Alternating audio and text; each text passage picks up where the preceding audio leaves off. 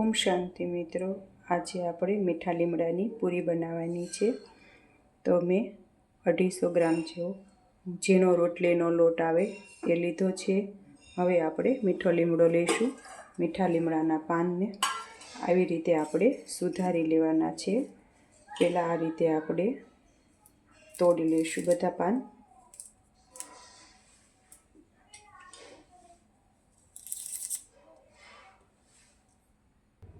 જો આ રીતે મેં બધા પાન લઈ અને આ રીતે સુધારી લીધા છે।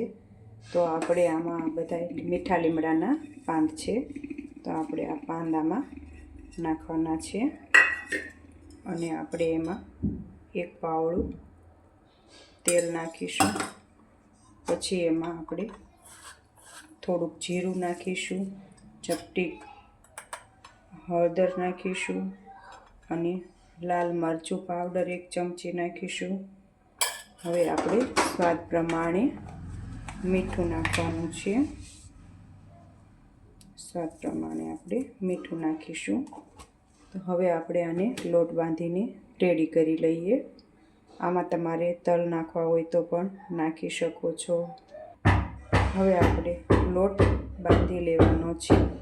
તો હું હવે લોટ બાંધીને જેવો રોટલીનો લોટ બાંધવી એવો જ લોટ બાંધવાનો છે। એથી સહેજ થોડોક કડક બાંધીશું। જો આ લોટ બંધાઈને આપણે રેડી થઈ ગયો છે। હવે આપણે એને લઈ બનાવી નાખશું। તો આપણે 1 ચમચી મેં લોટ લીધો છે, એમાં આપણે અડધું પાવડું તેલ નાખીશું। પછી આપણે આ લોટનું મિશ્રણ રેડી કરવાનું છે। જો આ રીતે આપણે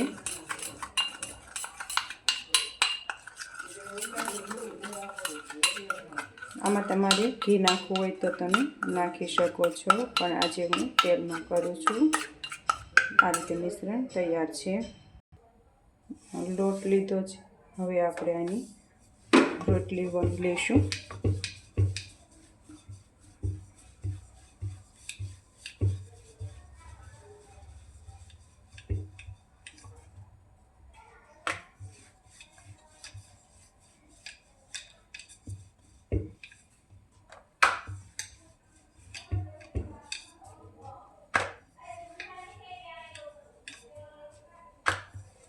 આ રીતે આપણે વણી લીધી છે। હવે આપણે આ જે લઈ કરી હતી એ લગાડવાની છે। આમ બાળકો મીઠો લીમડો ન ખાય, પણ આવી રીતે તમે પૂરી બનાવીને દેવો તો એને ખબર પણ નહીં પડે। તો આ રીતે આપણે હવે આપણે આને રોલ વાળી દેવાનો છે।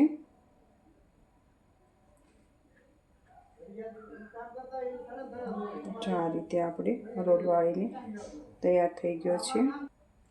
આ રીતે આપણે બીજું લોવું પણ લઈ લીધું છે।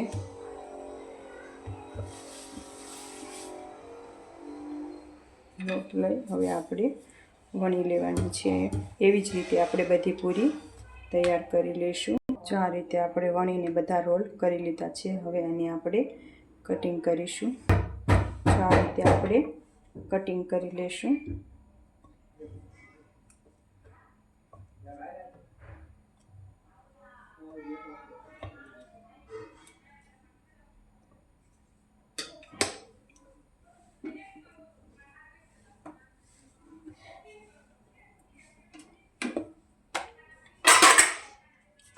આવી રીતે આપણે બધે રોલનું કટિંગ કરી લઈશું।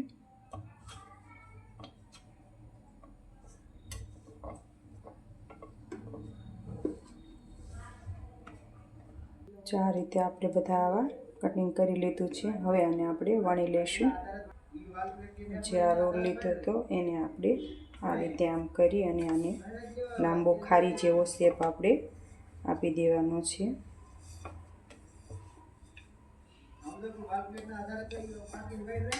આ રીતે આપણે બધી પૂરી કરી લઈશું। જો આપણે મીઠા લીમડાની પૂરી વણાઈને તૈયાર થઈ ગઈ છે। તો હવે આપણે તેલ મૂકીને તળી લઈશું। તેલ આપણું આવી ગયું છે, તો આપણે બધી પૂરી તળી લઈશું ધીમા તાપે.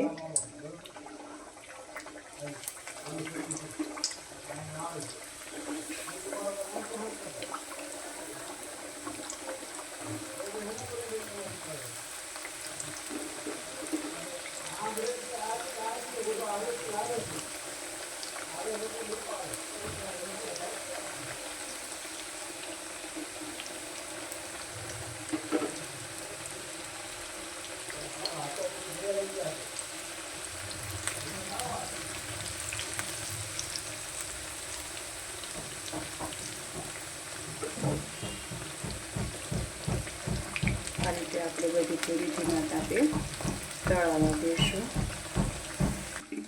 જો આપણે આ પૂરી તળાઈ ગઈ છે. આવી પૂરી આપણે બદામી રંગની ખાવા દેવાની છે. તો હવે આપણે આ પૂરી લઈ લઈશું. થઈ છે ને, સરસ કડક અવાજ આવે છે. આ રીતે આપણે હવે બીજી પૂરી પણ એમાં નાખી દઈશું.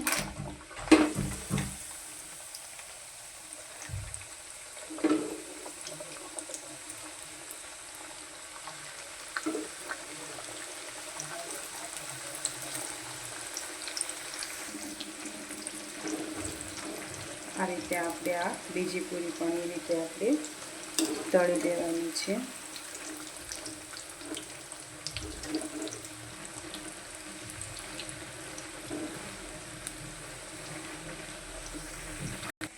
જો આ આપણે મીઠા લીમડાની પૂરી તૈયાર થઈ ગઈ છે. હવે આપણે ભગવાનને ધરી દઈશું. જો આ આપણે તૈયાર છે પૂરી. હવે પરમાત્માની યાદમાં બનાવી હતી અને પરમાત્માને ધરી દઈશું. તો આ ગરમ ગરમ પૂરી છે. જો છે કડક, સરસ પડ અને કડક થઈ છે. તો તમે આ ચા સાથે સવારમાં નાસ્તામાં લઈ શકો છો. ઓમ શાંતિ મિત્રો.